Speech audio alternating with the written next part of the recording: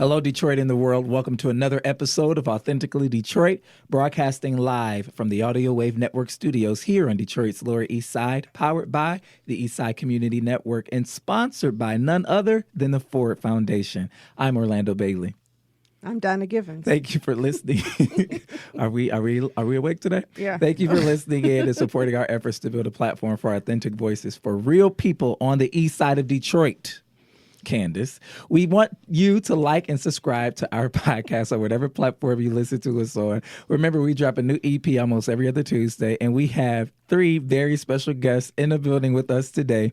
We are happy to welcome our friends, Kat Stafford of the Detroit Free Press, Branden Hunter, new to the Detroit Free Press. Huh? What? And Candice Fortman, CEO of Outlier Media. What's going on, everybody? How y'all feeling? Good. Great. Wonderful. Welcome to the East Side, Candice. You know I was going to mess with you. Always a joy to be this far from the West Side. What a joy. Oh, God. So we're recording this episode in 2019, but it's coming out in the new year. So Happy New Year, everybody. Happy New Year. What's your favorite New Year tradition? What do y'all like to do for New Year's? Do y'all like make black eyed peas or something? Yes. You make black eyed John, peas? though. Hoppin' John. I don't know. What's that? Black eyed peas with rice. Why don't you know what happened, John? Because I'm young. I don't know what that is either. You're not that young. Oh, wow. Okay, well. Dang, I can't claim that no more, Candice. No, baby.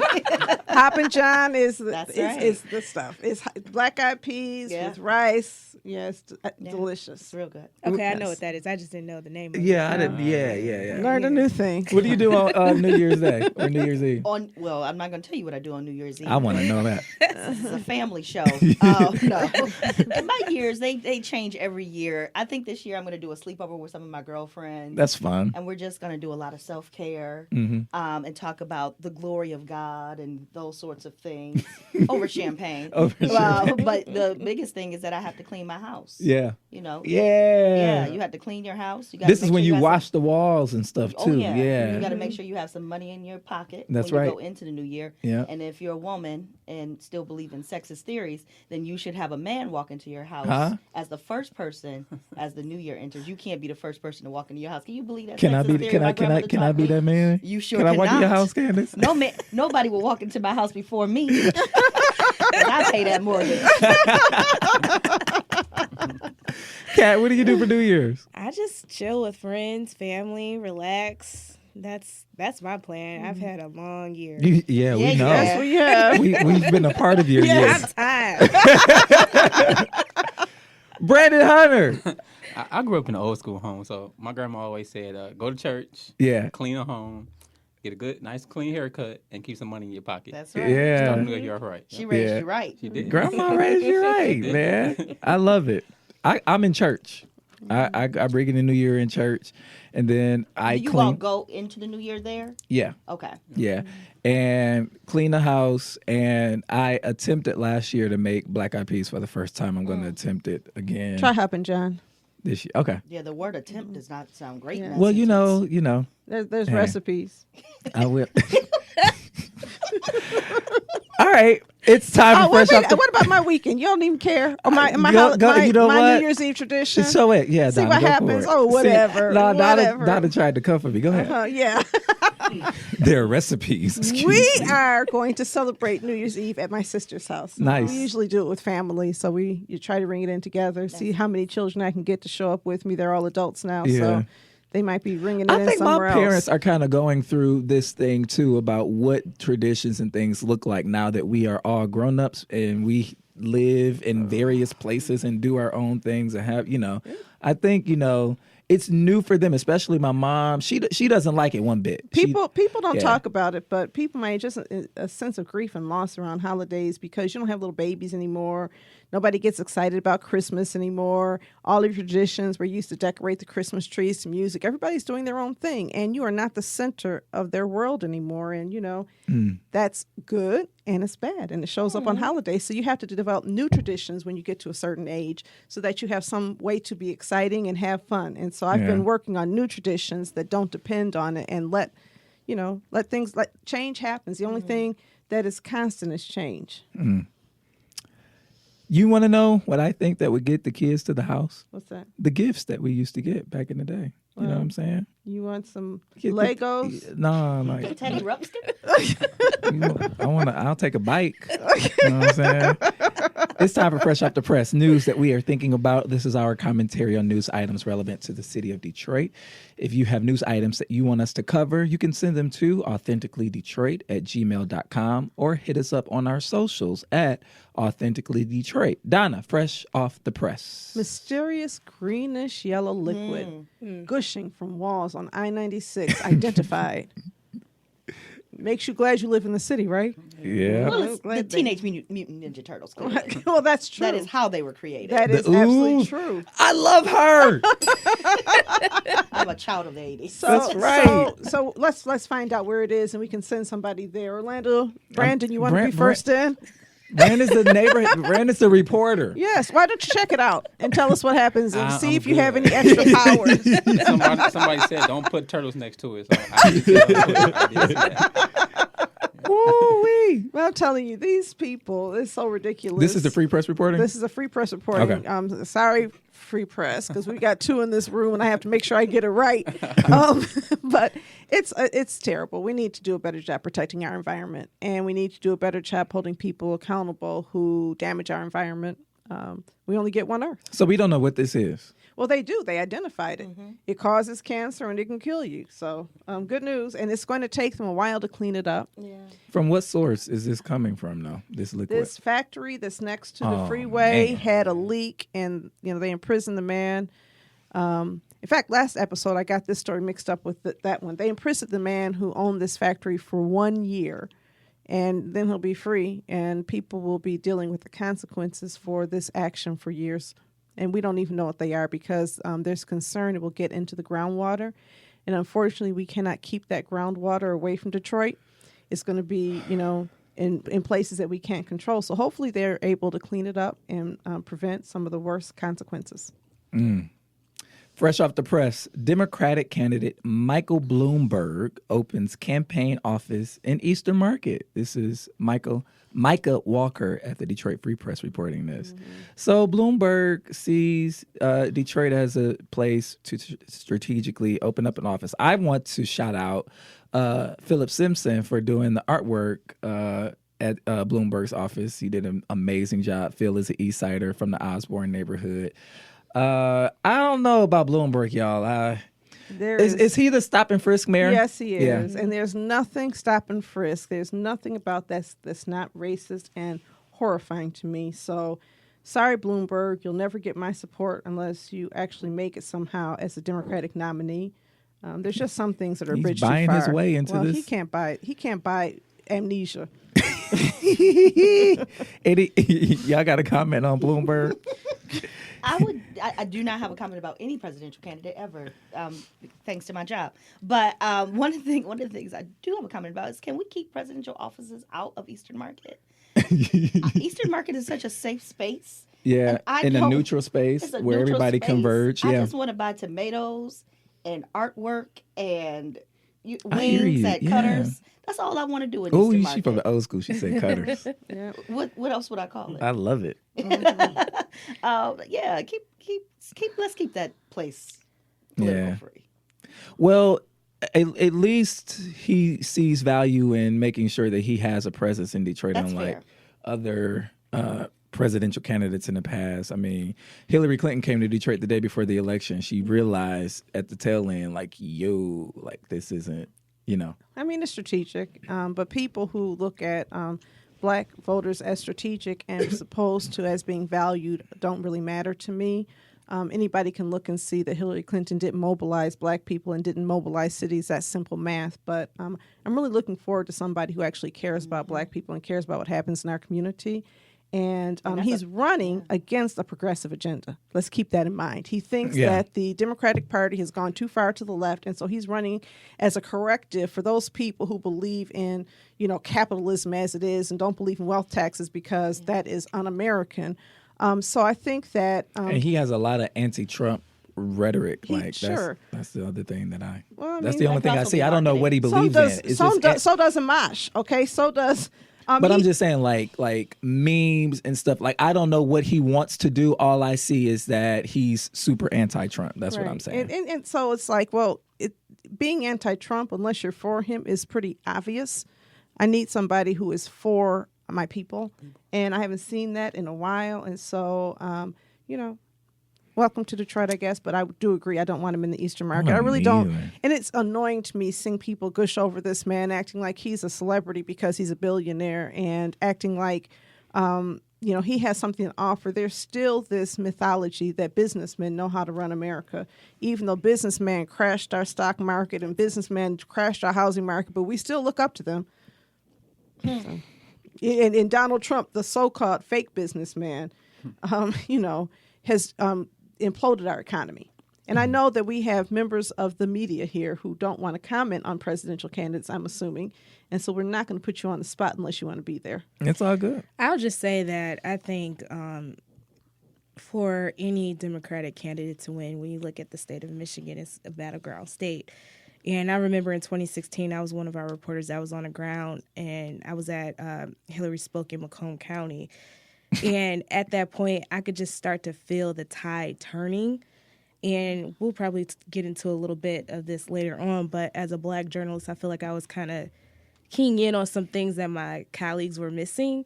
So I hope that, one, we see more candidates on the ground in the communities. I remember when Hillary was in Flint, I covered that. And I just remember some of the folks at the church, they were just like, we haven't seen her. It's too late. Mm-hmm. So as we start to formulate our coverage, our plans for 2020, I hope that we are going to see more stories about Black voters, about Arab American, voters. All of these different minority groups that are here in Michigan are going to be so key. So that's my thought. It's going to be a pretty busy year civically with the presidential election, the census. I got my paperwork today. Yeah, and even, mayoral candidates for the Detroit election will be announcing and stuff. So you guys... Brandon, what are your thoughts? I don't get into politics, but I do have a Michael Bloomberg East Side story. Okay. He did come to my hood last year, Mack and Van Dyke. And I always say that's the most legal money we've ever seen. I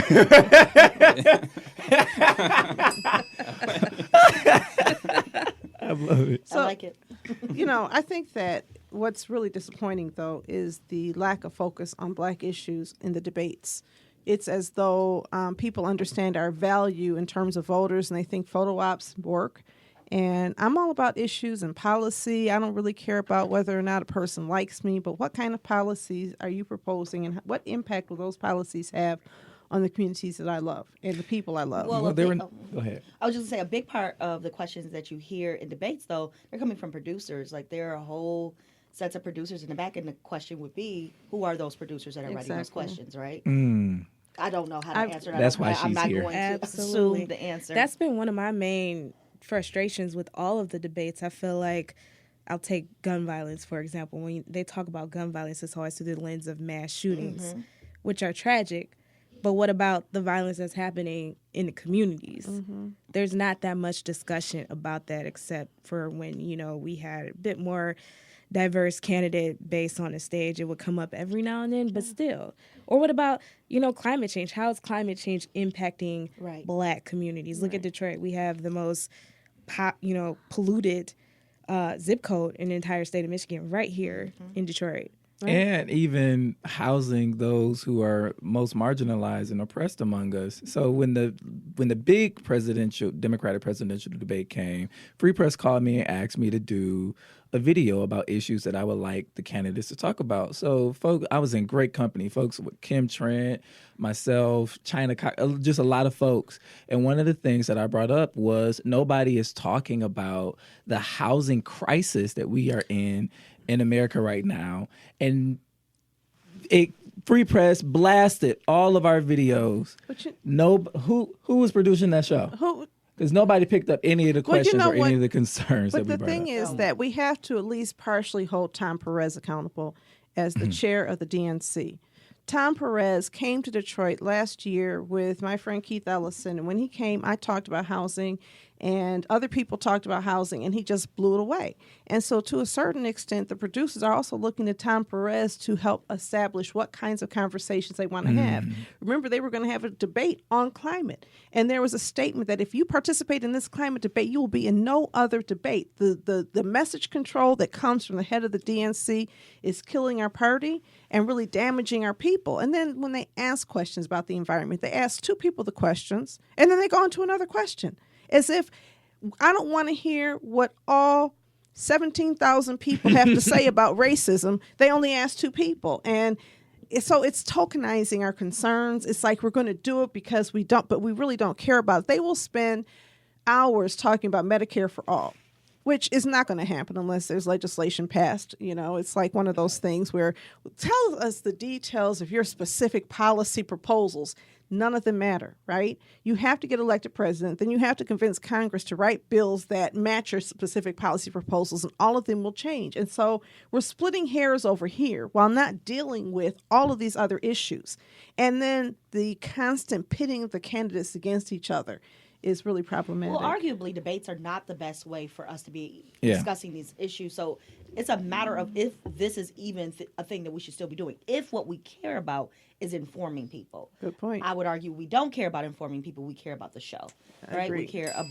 Oh, thank you. I love a bell. Mm-hmm. And if you care about the show, then you keep doing things as is because the show works. Even with how it was built, when it was coming on, I thought I was watching WWF. Like I thought it was a wrestling match getting ready. I'm like, yo, these people about to duke it out. It was crazy. Donna, fresh off the press. I have to read it again. I lost my story. Senate approves Trump's first black female judge nominee.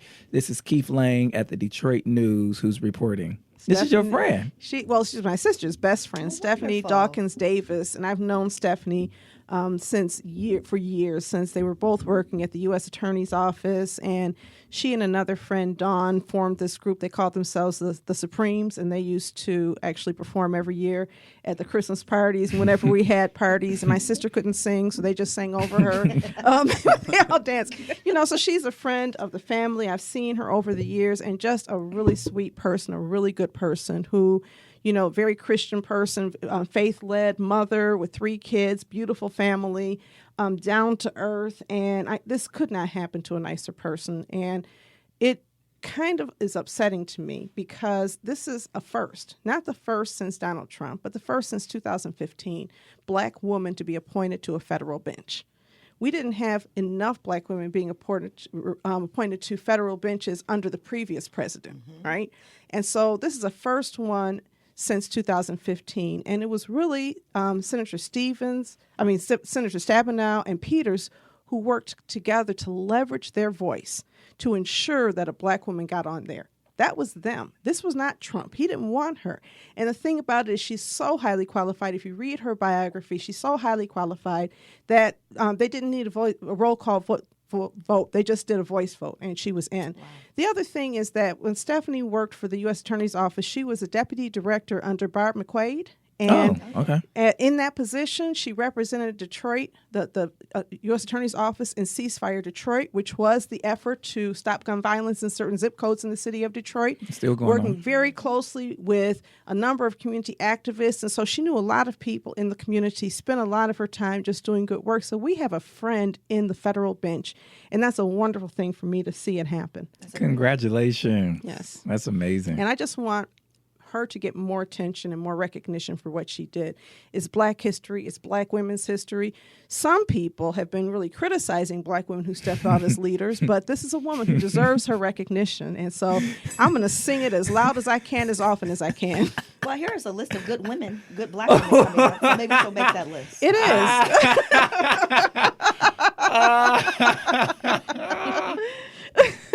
Oh my gosh. Thanks, Candice.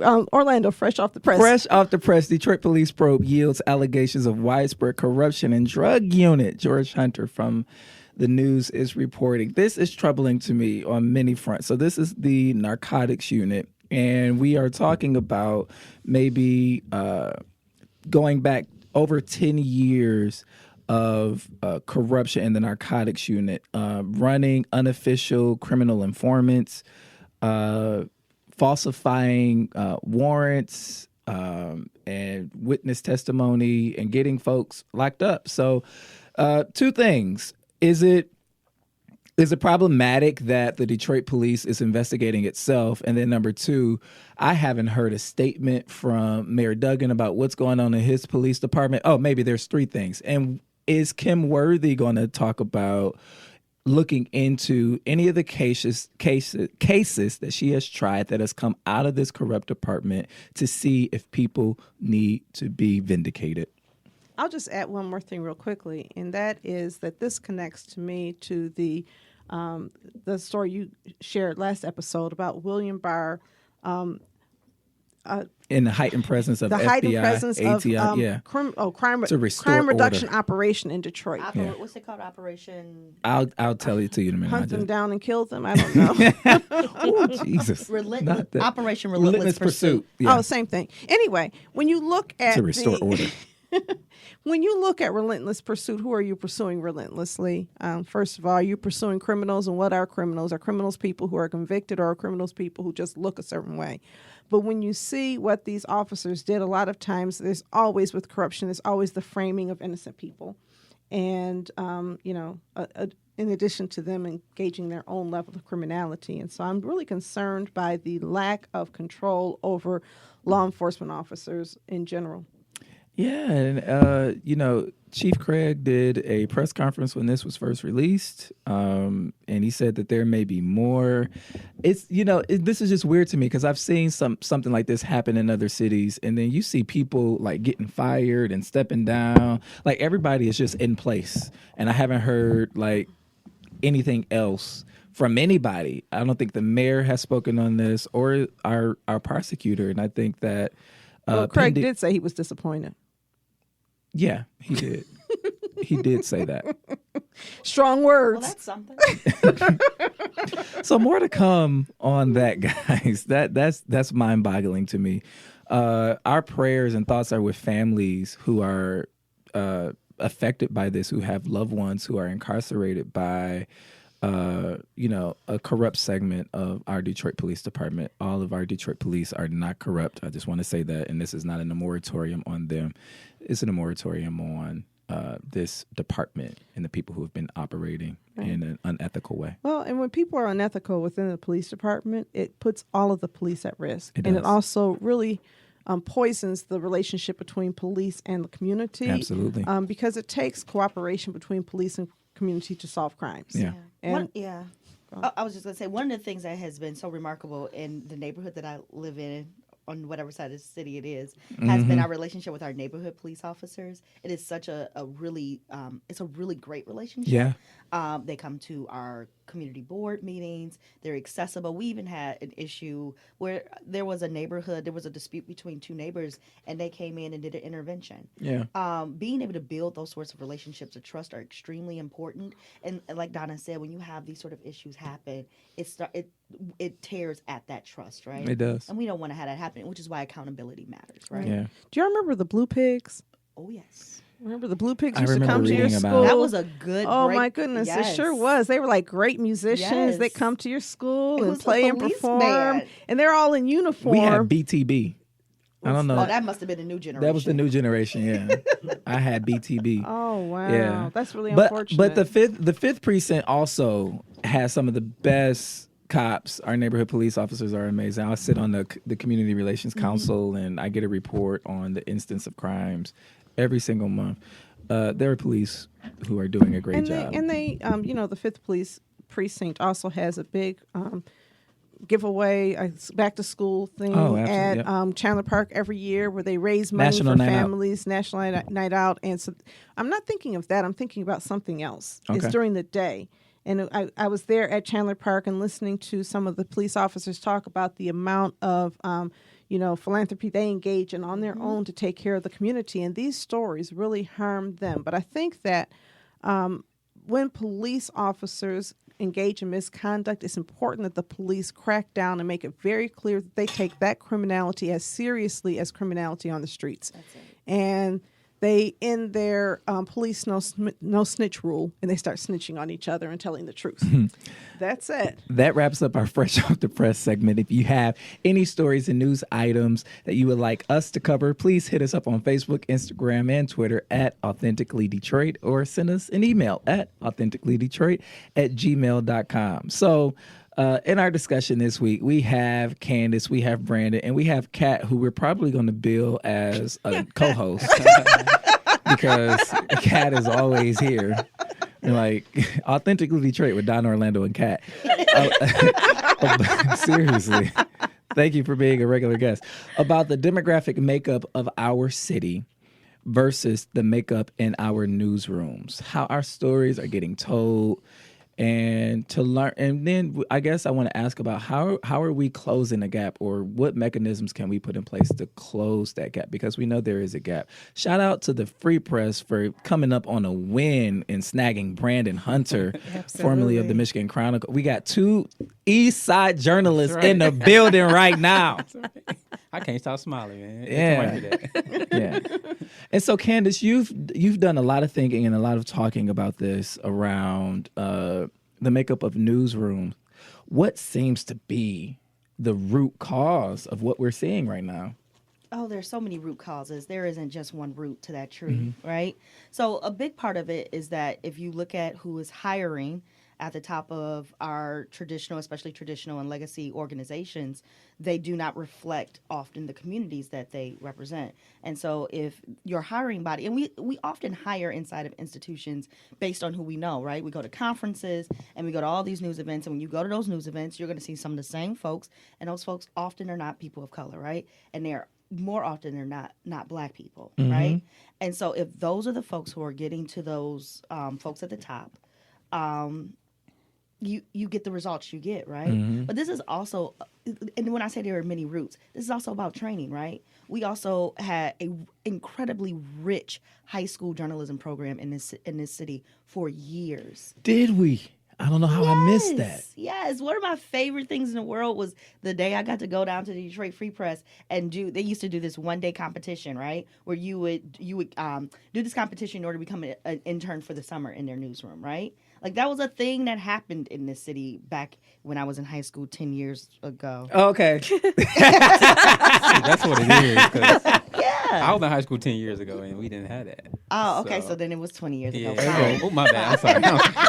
Right, it was 20 years ago. Shout out to King. That's right. Shout out King to High King School. 20 reunion. Yeah. That's right.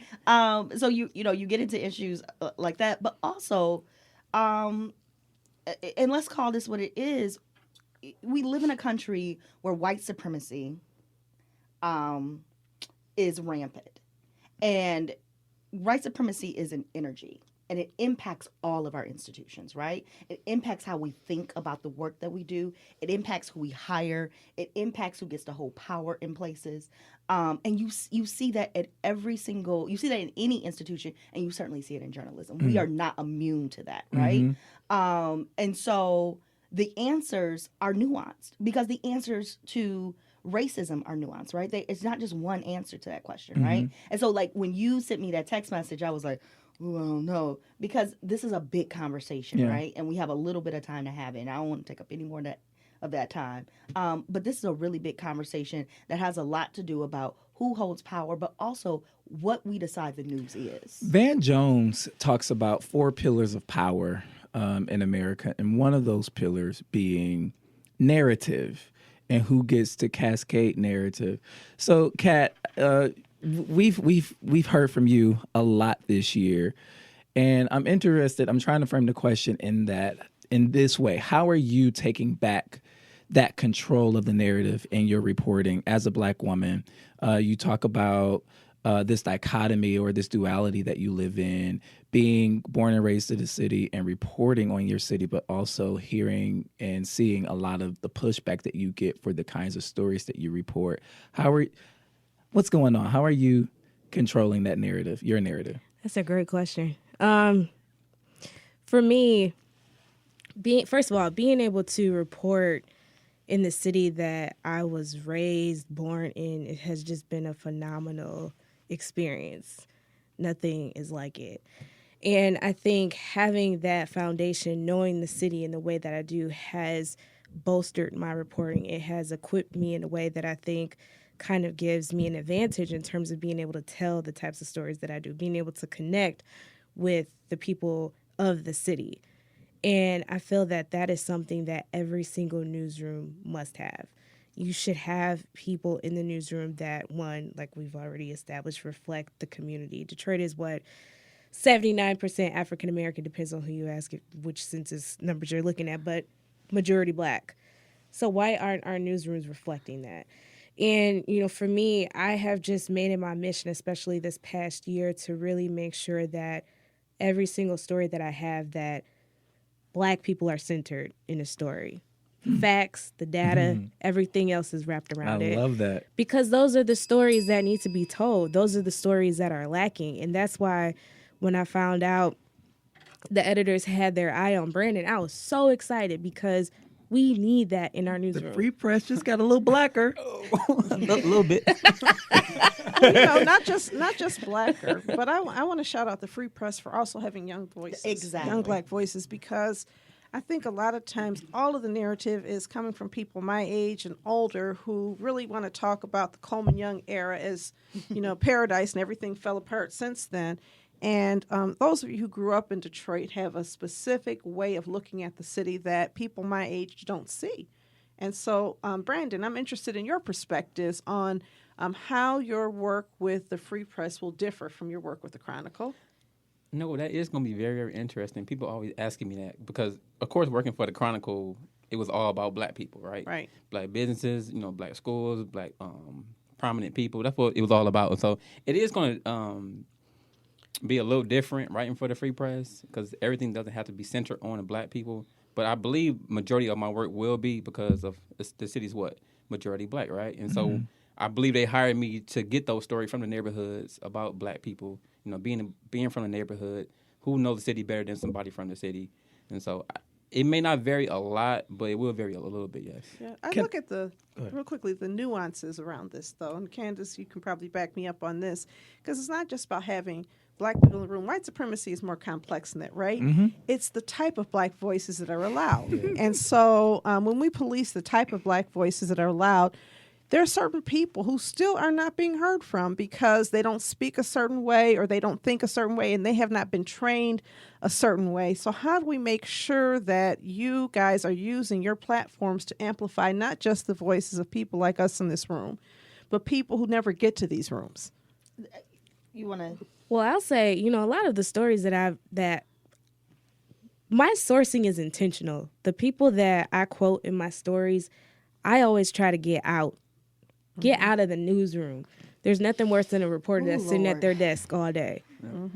You are not going to get. Exhausting. It's terrible. You're not going to get those authentic Detroit voices unless you are out in the community. You know, I've written a lot of stories about the city's demolition program just because it's such a massive thing in the city that's happening. Thank you for your work. Thank you. But a lot of those stories, you know, I make sure I'm out there talking to neighbors, you know, people that you might not typically see in stories. How do you feel about this?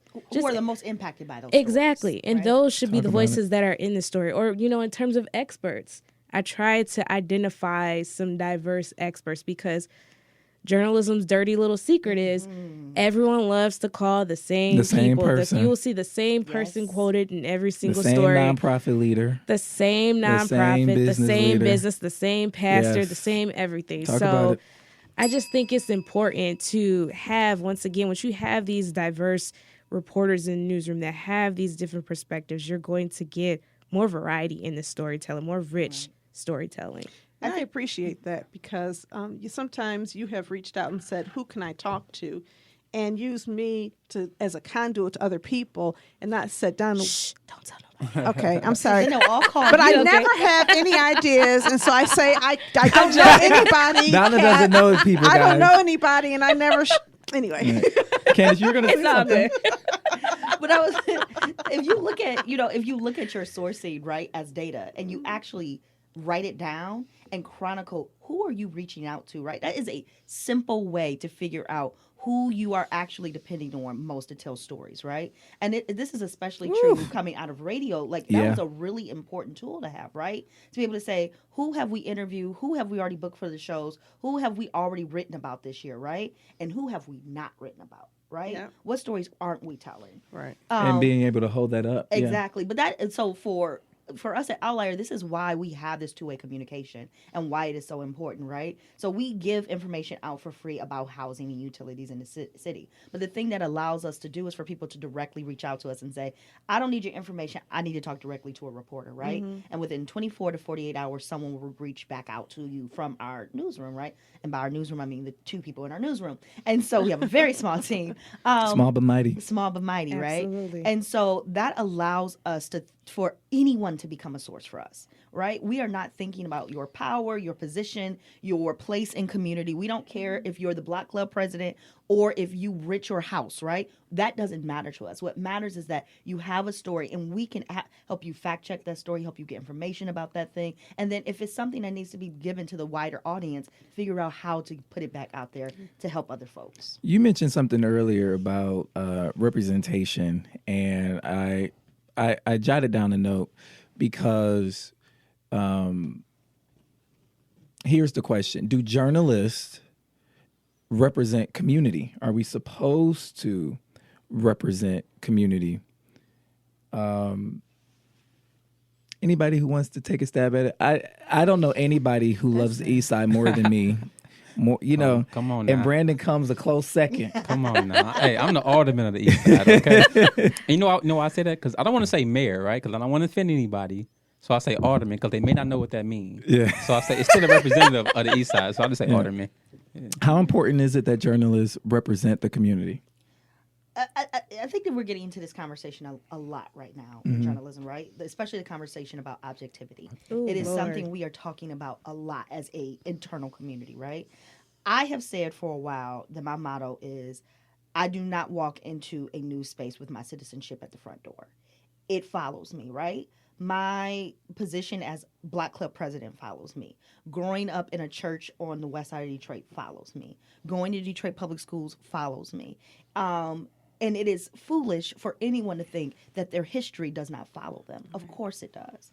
And so because you might not like the history that I come from, you think that I'm not using objectivity. But arguably, we all walk into newsrooms with stuff. That's right? not even arguable, right? Of course, The reality is that whiteness is so normed that it's not seen as a bias. Exactly. And so the farther you depart from whiteness, the more bias you're seeing. And actually, I think in newsrooms, probably white maleness, so that For sure. women are only about women's issues. And, even the idea that, writing about Black people is a thing. White people write about white people all day long. Yeah. And it's not a thing, right? This is just we're writing about people and telling stories.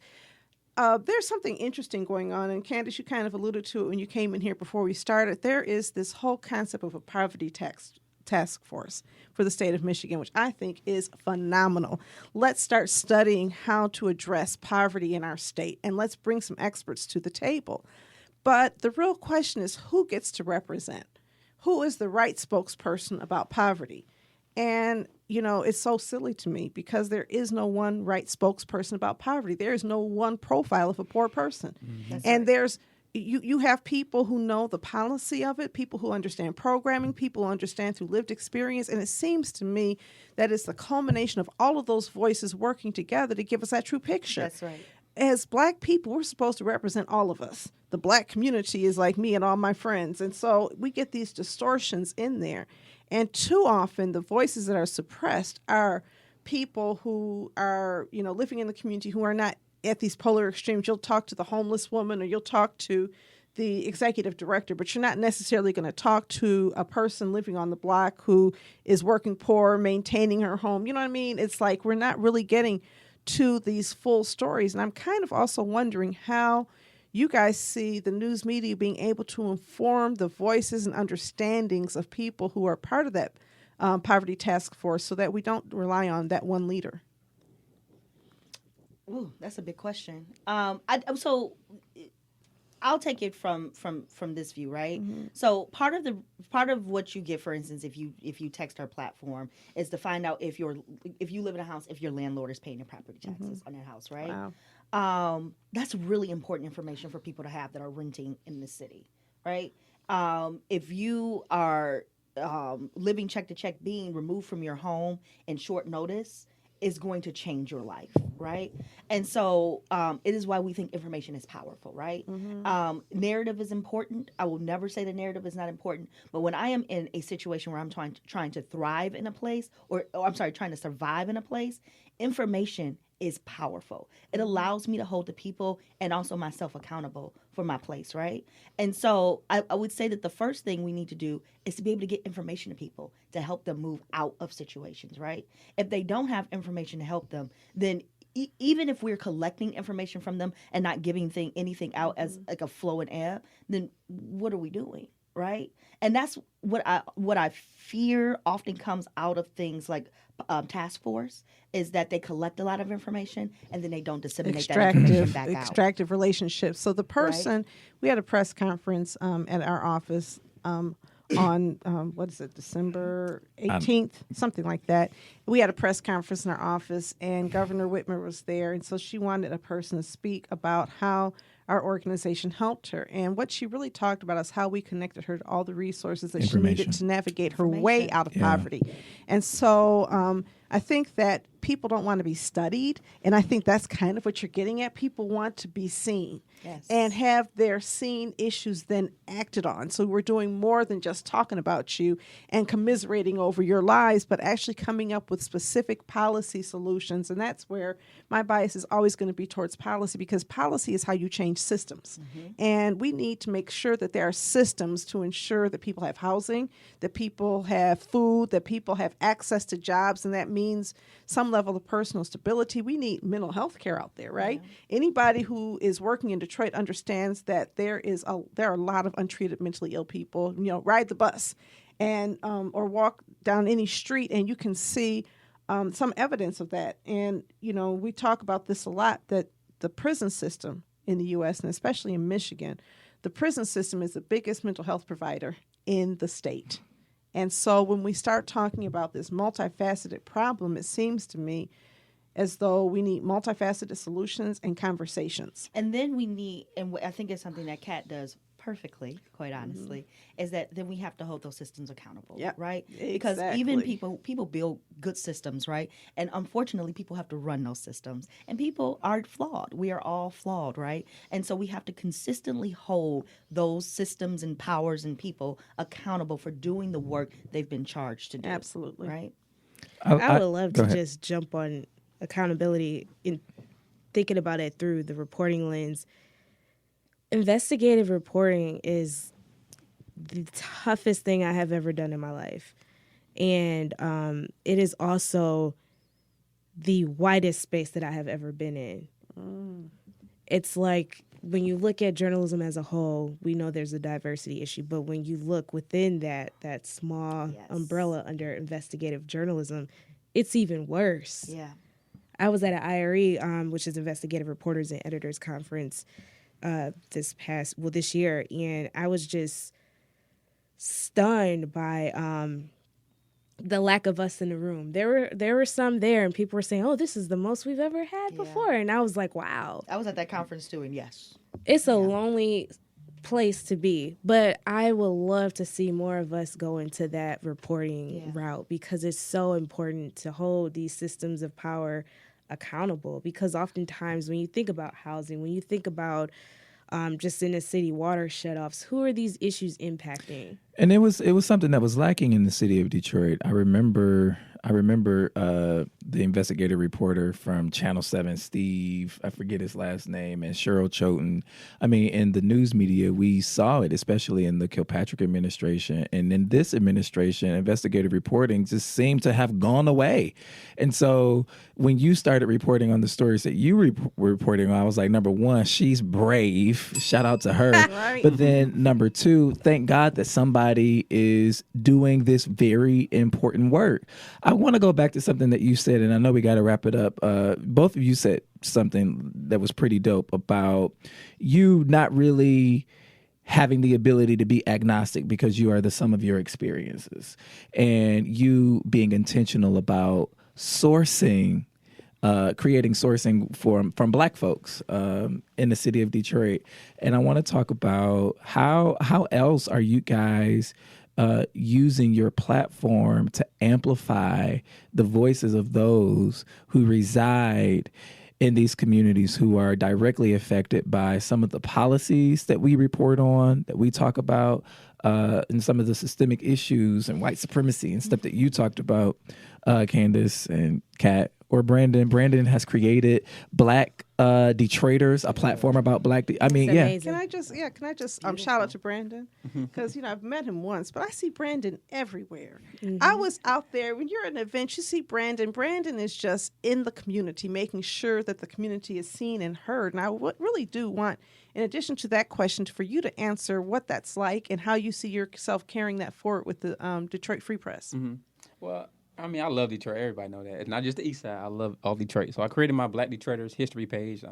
Call myself a budding historian, and I created that to just talk about all Detroiters, not just Rosa Parks or Coleman Young. Your local educator in DPS, your local football coach that we've all had for the last 30, 40 years. And so I created that page to talk about all Detroiters and give the distinct details of their lives and how they've impacted us. And being out here in Detroit, like Kat said, talking about the city that you grew up in is nothing like it.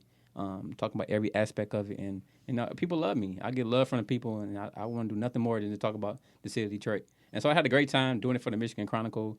I believe that platform, being a Black press, it really allowed me to get to where I am now, just talking about Black Detroiters for a Black paper. And I hope to do the same thing for the Detroit Free Press, and I believe we will. And so everybody excited about me. I walked in church on Sunday, and people like, I got a story for you, right for the Free Press. And I'm like, man, I can't even walk in church now, right? Beautiful. It was bad for the Chronicle. They're going to pitch you. I already know. It's really going to be bad now. I actually pitched them this weekend. I'm like, yo, we need a feature. You did. I got you, though. Oh, Martell Petaway. I got you, though. Yeah, I pitched Kat, too. She told me she was on vacation. Listen. Leave me alone. Journalists alone until the 6th. I appreciated that. Listen, I was like, you need a vacation, I know that's right. And so I appreciate. She said, I'm tired. I appreciate the gentle checking I received because you all. I wasn't meaning to. No, I appreciated that. You have to have your boundaries, right? Because everybody can try to come at you. Kat, I need some advice, because when Donna said we're going to do a podcast on December 23rd, our last day was December 20th, okay? When you sent this text message, I was like, I know. I need your advice, Kat. So we'll talk offline. Yeah. Well, he spent a month in Europe, so I'm just trying to let him catch up. oh, you're never going to live that down. Shade. You're never going to live that one down. Man. So I want to hear the latest about what Outlier is doing. And about the work. I love you guys over there. You guys are doing great Thank stuff. you. So what's going on? Best team on earth. Yeah. Shout out to my team. But so Outlier is going to have a lot of changes in 2020. We will be expanding the work that we do into additional communities across the country. Because while I love Detroit like nothing else on this earth, we know that there are communities across this great country that face serious information gaps. And we are going to work with as many of them as we can to help fill those information gaps across a number of subject areas. So that is our biggest thing. We will have a big announcement right at the top of the year to talk about that. Can I come? A very big announcement. There will be nowhere to come to. I'll be probably doing it from my living room. That's where our press conference will be held. But so that's the biggest thing. And then also one of my big passions right now is figuring out how to raise money for organizations run by people of color in journalism. It is my passion project right now, and building out top-level donors to help us sustain the work that we do, so especially for nonprofit news organizations. We got to connect you to DeJuan Dandridge, who was on the last episode, who's working to create capital for Black-run organizations, period. Yeah. And it's a pretty compelling idea, Black Leaders Detroit. We'll connect you. Wonderful. Yeah, that would Solve be my great. problem. Yeah. Dang it. I Yeah. thought I would have all year to solve that. See? I got to find a new Whatever, problem. Candice. Kat, what's next for you? What's going on? You vacationing? I am off until next year, but I am eager to hit the ground running. I have some. I can't wait to see like the collabs between you. I know that's gonna be You so did say that, dope. though. You did say I did. That's one of my main things. But 2020, I have some big projects on the way. Don't want to say too much about that, but I'm also looking forward to doing a lot of reporting around 2020, what it means for Detroit. And also just the Free Press recently has really, especially since the hiring of Branden, has really tried to refocus on how to be a part of the community again. Because I feel like over the years, we've lost so many people. I've been at the Free Press for almost 6 years now. And 6 years ago, it was a much bigger newsroom. Mm-hmm. Now it's a lot smaller. So just figuring out how can we use the people that we have in the newsroom to better report on the city. And I think a lot of that is going to be getting more reporters out into the city, having more conversations with the city. This year we had a series of FOIA, Freedom of Information workshops across the city where we just worked together with Detroiters to teach them about the FOIA and help them with some FOIA. So doing more of that. And, I've been really pushing for our newsroom to actually just be in the community, not necessarily just for stories, not just this kind of parasitic relationship where we're just extracting, but just going out, getting to know people. Just be. Exactly. So I love I'm it. really excited about that. We have a great leadership team at the Free Press, and I have not felt this confident in quite a while. And it's exciting to have good leadership who are really intentional about making a lot of changes. So I'm excited. Y'all about might that. see something for me top of the year in the I Free hope Press. so. Yeah. That's going to be fun. Okay. My fellow East Side ambassador. That's my brother, y'all. That's right. What's That's next, man? What's going on? right. I've been on vacation for the last 2 weeks. I'm enjoying 2 more weeks of it. Okay. Until January the 6th when I start the Free Press. So obviously I'm really excited about that. Been getting a lot of love and support from the Free Press. I had a little dinner party at 4th Street Gallery, and James Hill was there, and Peter Batia was there, and so that was a great surprise, and to see that they really support me, they're really excited about me, bringing me in. When I interviewed for the breaking news job, and I really wanted it. I thought I did. I really wanted it, and Peter was like, "No, we're gonna use it for something else." Now in my head, I was like, "No, I don't want to do that. I don't want to do the breaking news." But obviously, they saw something where I could stand in and be a neighborhood reporter, and they saw something to me that I didn't even see. And so, like you said, it's some great leadership at the Free Press. I'm excited about joining. Been getting a lot of love and support from the city, and hopefully, I can bring what I did at the Chronicle over to the Free Press and continue to be who I am, and get love from the city. I love it. You see the importance of good leadership in newsrooms? Yeah. See what it does? Yes. So I just want to just say one thing. When I look at this Black leadership, especially the Free Press and how Free Press is changing, I think of Black Twitter and the role of Black Twitter on helping to amplify Black voices and build audiences. And I wonder whether newsrooms are starting to understand that if you really want to connect and really grow your newsrooms, you've got to reach out to this broader audience, because Black people are smart, witty, conscious people who have been underreported. Do you think that's had any impact? I take a little bit more of a cynical route to it, unfortunately, Okay. and that's my nature. So, because I think about the business end of what we do a lot, I think that our business model was broken, right? And so, when advertisers no longer matter as much for your bottom line, that means the audience matters that much more, because you need those subscription dollars, right? And those subscription dollars have to be chased through content. Right. And that means you need content that speaks to the audiences that you serve. And I am not saying that we have not been thinking about that, but by and large, this industry started, right, as a base for advertisers. And we have to correct that, right? Right. So maybe that's what's kind of the same thing I'm saying, though, is that if you need to get audiences, the way to get a large percentage of the audiences is to get voices in who are reporting on things that matter to the audiences who've just ignored newspapers. So I have one more question. How do people contribute to the Free Press and to Outlier Media? I think you explained how people contribute to Outlier Media.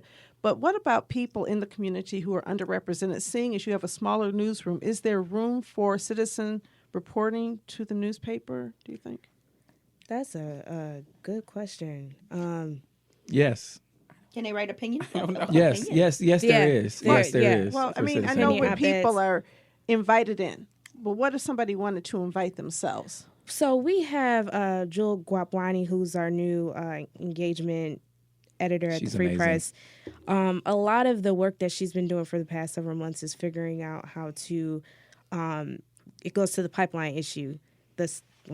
Pipeline, I'm using quotation marks that y'all can't see, but how do you get more diverse voices in the storytelling pipeline that don't necessarily, one, come from traditional reporting routes? They're not coming from MSU's journalism school. You know, they might not have ever gone to journalism school or college at all. So how do you identify those voices? Where are they?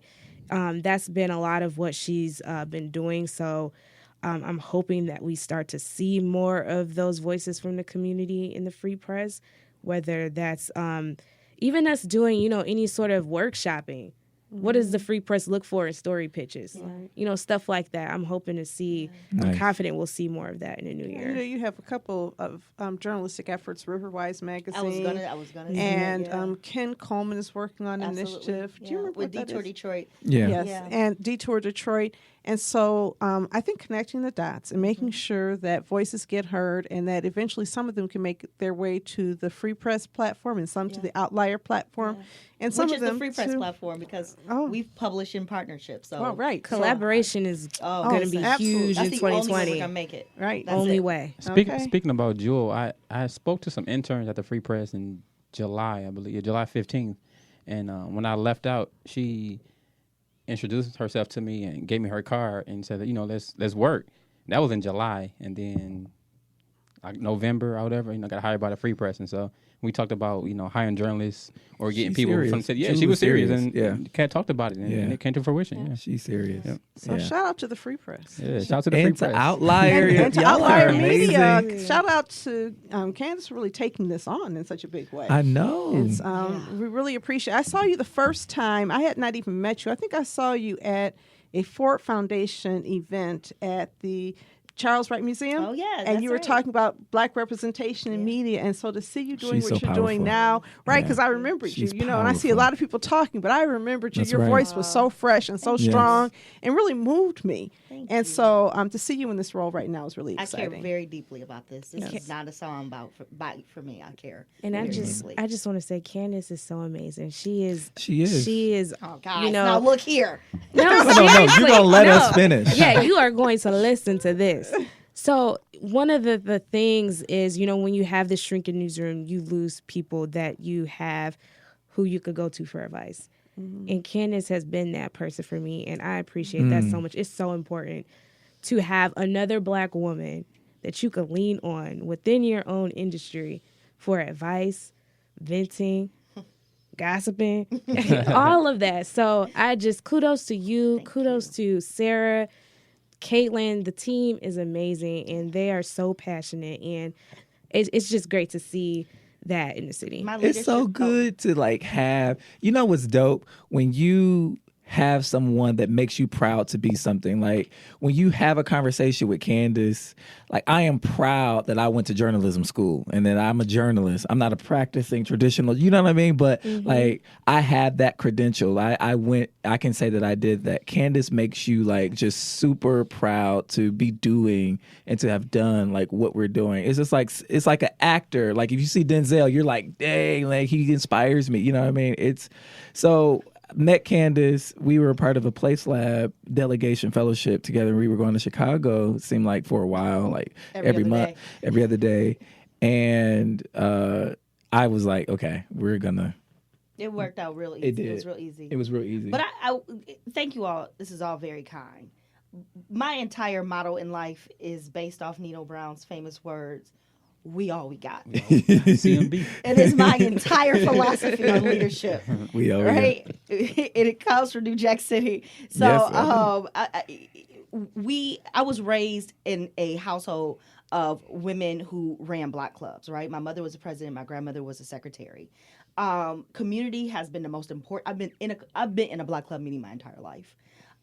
Which means community is deeply important to me. Journalism is its own community, and it has to be nourished. You have to nourish talent. You have to nourish the business model, the leadership flow. All of those things need nourishment, right? And so for so long, it was only about the money. And I'm so grateful that because the money is getting funky, that we now have to think about the people more. Wow. Right? So I just want to say this. This is Authentically Detroit, right? Black excellence. In our last episode, we had of 2019. Marlo Stoudemeyer talking about Rasta Detroit, and we had Juan Dandridge talking about the Black Detroit Leadership Fund. I always get the words twisted, but it's amazing how many people, homegrown, bring so much strength and capacity to the work. And I think that what I hope people from outside Detroit see, or people who are new to Detroit see, is that we're strong and we've been strong. How many people here went to public schools? Everybody has. I went to public raised. I went to public schools up until about fourth grade, Mm-hmm. but I reversed. I went to private school from kindergarten to 8th grade, and then I went to the greatest high school in the nation. Martin Luther The King Martin Luther Jr. King Senior Jr. High School. Okay. 3200 East Lafayette. yeah, well, Oh gosh, it's too many of them. but I think that when people talk about the quality of education in Detroit public schools, this is Detroit public schools You better. in action. Absolutely. And Absolutely. so hats off. Absolutely. That's right. And I believe Marlo and DPS. Juan were DPS Also, graduates. And absolutely. and that's before people looked at test scores and decided they were going to compare Detroit gracious. public schools test scores to everybody else's test scores to see who was higher and pretend like this is how you measure intelligence. Yeah. Back in those days, we just knew we were smart and people pushed us on. So thank you so much for coming and Thank you, guys. kicking off the new year. I'm really excited to be working with all of you. And so this hopefully won't be your last time on Authentically Detroit. It was a good time. Candace on Yes. our development committee. She coming back. Candace, I don't know. Is she? Can't Is let she? go, Candace. I forgot all about that. No, I'm just joking. I want to shout out Chase Cantrell and Jason Heaton for their building purchase on the west side on Yes. Livernois. I mean, come on, y'all. Give it to these 8,000 brothers. square feet. Huh? Oh, and I can't speak on what's coming, but it's coming. And I want to shout out Distinct Life and Rick Williams. I have on his sneakers today. Detroit Inspires the World, and YOE graduate and King alum and PSL champ Martell Pettaway, who graduated from West Virginia University this past weekend. He finished his undergrad in 3 years. He went to school all year round. Well, He has Crusaders for excellence. yeah, That's right. He has a year left to play. He's going to play somewhere else, and who knows what's coming after that. But I attended his graduation. I'm so proud of the kid. Yeah, I went to high school with his brother. yeah. I grew up Devin. with his brother. Devin was a really good friend of mine. So, yeah. Shout outs. I want to shout out Kevin Ryan from the Ford Foundation. Thank you, Kevin. Kevin is like one of the best foundation officers He's I've dope. ever seen. He does more than give money. He is really trying to heal our community That's right. and use his position at the Ford Foundation to create change. We're so fortunate to have someone like him coming in here with a mission to change Detroit. I love and it. the second person I want to shout out is Jody Raines from the Earp Foundation. The Earp Foundation has funded us for 10 consecutive years. We were their first grantee, and we appreciate all they've done for us. They helped really fund our organization to get engaged in community building and sustainability work long before people were really accepting the fact that there was a climate crisis. We celebrated Jody Raines at 10 years of LEAP last year, but I really want to celebrate her once again and just shout her out because she too is in the trenches with us, not just giving out money, but also holding our hands and encouraging us to be courageous. We are an organization that is really blessed because unlike what some people say in some journalistic forums, we are not an organization that is controlled by any funder. The funders that we have are really encouraging us to represent the community, and so we're blessed in that regard. All right. Kat and Brandon, you guys have any shout outs you want to give to anybody? I just want to shout out the East Side. So. You know, all day, All man. day. I just, like I said, it's been a long, crazy year. I just want to shout out out the to self-care. community. No, for real. I mean, the community, when I have lows, when things get really just stressful, so many community people, I know you get it too, Brandon, just reach out and uplift me. And I can't thank everyone enough. So shout out to Detroit. Dope. That wraps up this episode of Authentically Detroit. We'll see you next time. Catch the wave.